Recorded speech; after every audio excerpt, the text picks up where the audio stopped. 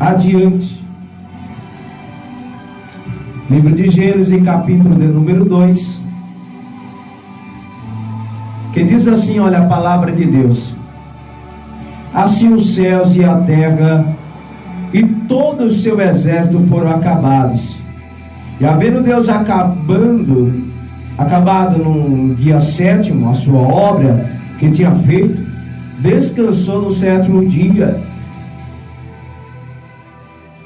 de toda a sua obra que tinha feito. E abençoou Deus o dia 7º e o santificou, porque nele descansou de toda a sua obra que Deus criara e fizera. Estas são as origens dos céus e da terra. Quando foi criado o dia em que o Senhor Deus fez os céus e a terra, e toda a planta do campo que ainda não estava na terra, toda a erva do campo que ainda não brotava, porque ainda o Senhor não tinha feito chover sobre a terra, e não havia homem para lavrar a terra. Um vapor, porém, subia da terra e regava toda a face da terra. E formou o Senhor Deus o homem do pó da terra, e soprou em seus narizes e o fôlego de vida, e o homem foi feito alma vivente. E plantou o Senhor Deus no jardim do Éden, da banda do Oriente, e pôs ali o homem que tinha formado. Capítulo de número 3.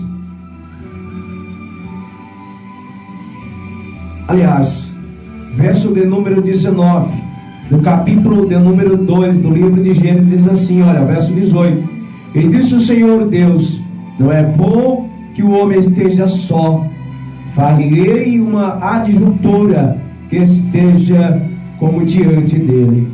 Havendo, pois, o Senhor Deus formado a terra, todo animal do campo e toda aves do céu, o trouxe a Adão, para este ver como lhe chamaria. E tudo o que Adão chamou, e toda alma vivente, isso foi seu nome. E Adão pôs o nome a todo gado, e as aves do céu, e todo animal do campo, mas para o homem não se achava adjuntura que estivesse como diante dele. Então o Senhor fez-lhe cair um sono pesado sobre Adão, e ele adormeceu, e tomou uma de suas costelas e cerrou a carne em seu lugar. E da costela que o Senhor Deus tomou do homem, formou a mulher e trouxe a Adão, e disse a Adão: esta é agora osso dos meus ossos e carne da minha carne, essa será chamada varoa, porquanto do varão foi tomada. Portanto deixará o varão o seu pai e sua mãe, e apegar-se-á a sua mulher, e serão ambos uma só carne, e ambos estavam nus, o homem e sua mulher, e não se envergonhavam. Amém? Esta é a palavra de Deus. E quero, irmãos, trazer aqui uma palavra esta acerca de um assunto, como estava eu falando, um assunto, uma abordagem acerca do divórcio, o casamento. A Bíblia nos relata que no livro de Provérbios, capítulo de número 7, verso 26, 27, diz assim: porque há muitos feridos de rigor, são muitíssimos que por ela foram mortos, caminho de sepultura e a sua casa, os quais descem as câmeras da morte. Nós entendemos que através do século, irmãos, um pecado, a imoralidade sexual, tem sido a causa de muitas e amargas tristezas, lares desfeitos, vidas arruinadas. E hoje a morte é tão certa como nunca foi antes. Os que deixaram o convívio familiar encontram-se com, por exemplo, com AIDS, outros problemas relacionados. O divórcio é a consequência dos decaídos, da falta da moralidade, e até então destrói a família. Quando nós entendemos, irmãos, e falamos acerca do divórcio se transforma em um debate, e a consequência dos descaminhos da falta até então de tudo isso. É um assunto confuso, difícil de explicar, incompreensível para a grande maioria.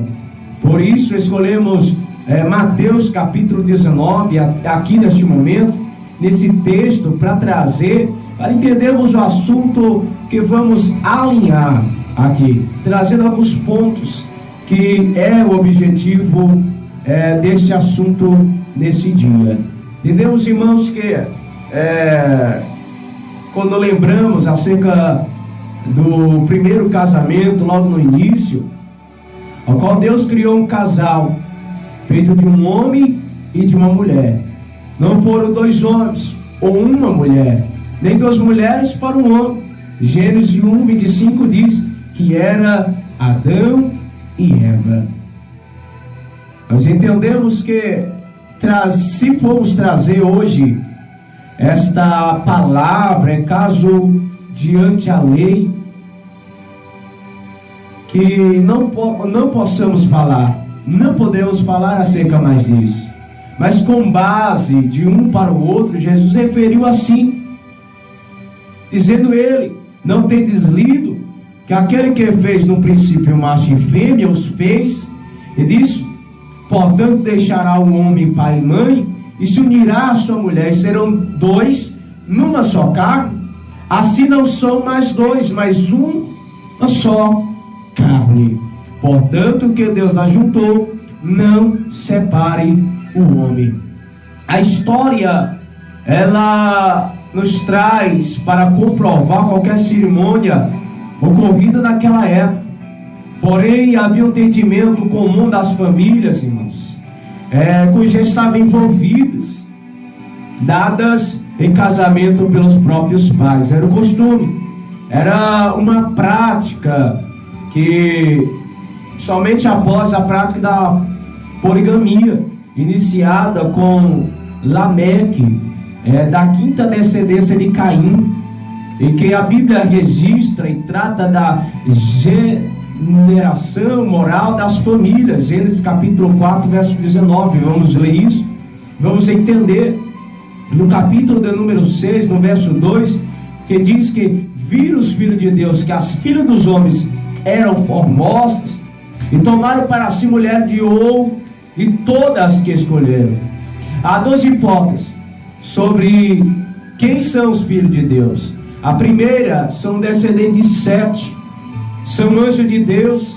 Se são anjos de Deus, então precisaríamos admitir que toda a lei genética foi quebrada e que espécies diferentes se cruzam por cria. Então, desta forma, evidenciamos a teoria da evolução, se admitimos isto. Mas creio que esses homens foram descendentes de Sete, porque depois do nascimento de Enos, os homens começaram a se chamar pelo nome do Senhor, de acordo com as escrituras originais. Então, irmãos, entendemos que, se formos extrair do início,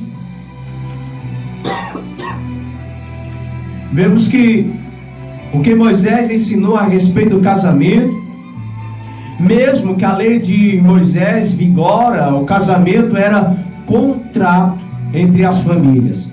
Algumas vezes deixava-se a decisão a cargo da moça, como no caso de Rebeca, mas a maioria das vezes, preste atenção, a maioria das vezes foi contrato por negociação.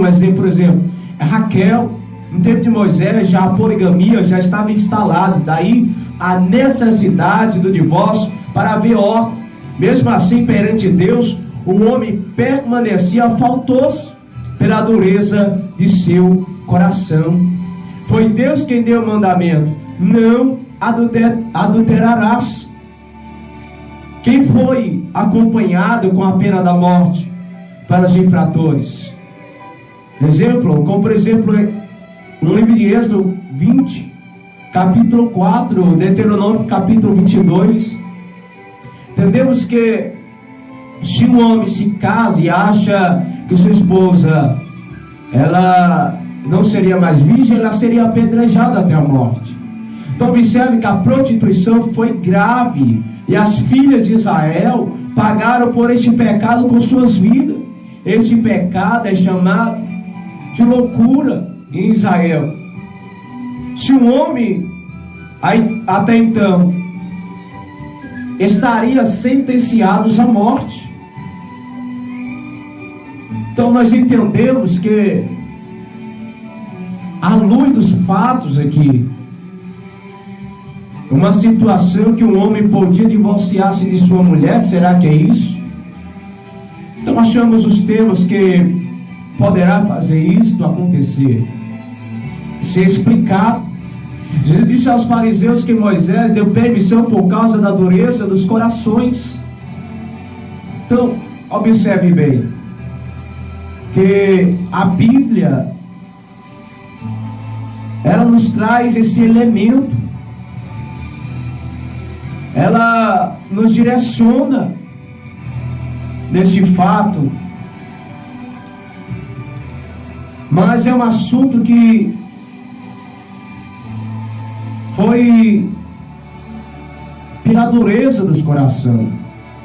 Não foi assim no princípio. Os fariseus basearam as suas vidas, seu argumento em Deuteronômio capítulo 24, e Deus diz que se ele achasse coisa feia nela quando casaram, podia repudiá-la.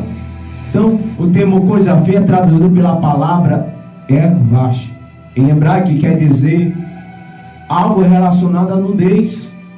Então, irmãos, nós entendemos que no início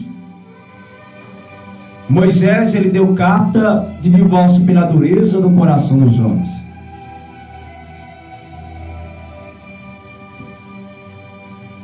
Mas é algo que podemos explicar pela luz da Bíblia Sagrada. É muito claro que no matrimônio o leito é sem mácula. Se o leito fosse sem mácula no segundo casamento, durante a lei, então por que a mulher foi contaminada por seu segundo homem? Então concluímos que o caso de divórcio e recasamento em Deuteronômio capítulo 24, 1 ao 4, não deixa de ser pecado. Só foi dado por ter ordem na sociedade. Também esses versículos não tratam de infidelidade, mas sim de qualquer desgraça pessoal ou desrespeito ao marido. E com o passar do tempo, deu margem ao abuso desta liberdade que Moisés deu. Então, irmãos, pecado é pecado. Entendemos que Jesus, ele nos ensinou que a mulher que é puteada por ter nela a coisa feia podia casar de novo. Porém, em verso 4, podemos notar que quando o segundo marido se casou com ela, ela foi contaminada. Então nesse segundo casamento ela ficou contaminada, mas não no primeiro. Então por esta razão, se ela quisesse voltar ao primeiro marido, seria adultério. Sendo assim, o segundo casamento era um tipo de adultério tolerado, por causa dos corações duros dos homens e por haver mais ordem da nação. Então quem deu esta lei foi Moisés. Por esta razão, deduzo que a expressão coisa feia não é adultério. Por esse motivo, como eu falei, sem mácula. O leito é sem mácula. Se o leito fosse sem mácula no segundo casamento, durante a lei, então a mulher deveria ser contaminada por seu segundo homem. Então nós concluímos que o recasamento não deixa de ser pecado. Só foi dado por ter ordem na sociedade. Também esses versículos não tratam, vou repetir, não tratam de infidelidade, mas sim de qualquer desgraça pessoal ou desrespeito ao marido. E com o passar do tempo deu a margem ao abuso desta liberdade que Moisés deu. Esta é a palavra. Vamos prosseguir mais adiante no próximo domingo. Eu tenho a certeza que o Senhor vai nos esclarecer acerca desse tema. Amém? Irmãos, eu quero fazer esta oração final.